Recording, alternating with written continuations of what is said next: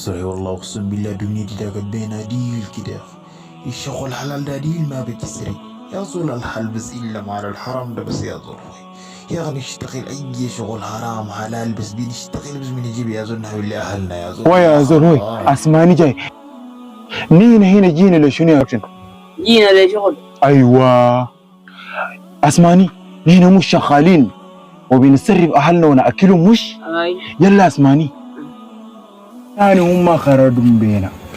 شوف كم شغالين بالحلال كم شغالين بالحرام مش كم شغالين بالحلال كم بالحرام. ما انا حذفت اللام جبت الراء بس.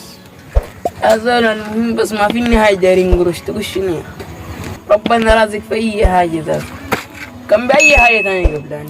السلام عليكم يا دفعة يا وأنا من أول كيسين دفعة زي دي. لا تقول شنو أيوة لكن إننا بزول أرد بس. لكن ما محمد مصطفى يا لكن برضه ما هنا كسر. يا زول هاي ما إننا له أي حاجة يا زول ما إننا له أي حاجة. يا زول هاي ما إننا له أي حاجة. أيوة هاي بس ما نستقل بالحرام بالحلال كله بس. ما عندكم ليه حاجة كيف يا ناس؟ معقولة؟ أبهاتنا الحمد لله أكلونا بالحلال شربونا بحلال كسونا بحلال معقولة وربونا بحلال آخر أمورهم تأكلهم حرام. ذاتك الكبير بدل ما توعي أخوك الأصغر منك ده توعيه يأكل بالحلال ويشتغل بالحلال. أيوة عشان ضعفت قوة أمك وأبوك ياهو يدروكم العزن تمشي تسافروا برا تشتغلوا عشان تجيبوا لهم قروش بالحلال تعلموا حرام. معقولة؟ الحمد لله أنا من زمن مارك جاء بلدي مو أبوي قالوا لي شنو؟ قال لي الحلال لأنه الحلال هو وديك على درب المستقيم والحرام ده برجعك ورا بس. عشان كده يا ناس قبل ما ندي زماننا ونينا في قربة أخير نمسك طريق الله المغرب. والحلال دائما هو ربك والرسول. الحلال تسأل عنه والحرام تحاسب عنه.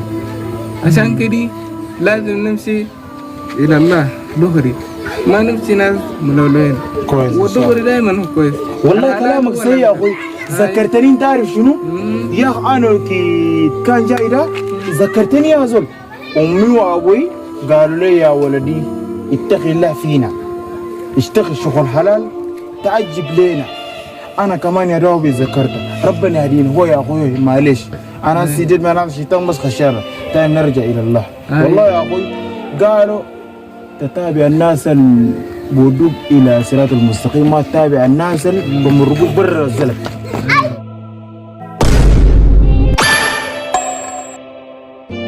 إذا كنت من المتابعين الجدد اشترك الآن في القناة ليصلك الجديد بالضغط على الزر الأحمر أسفل القناة مع تفعيل الجرس. ولا تنسوا دعم المقطع بلايك. شكرا لكم جزيل الشكر.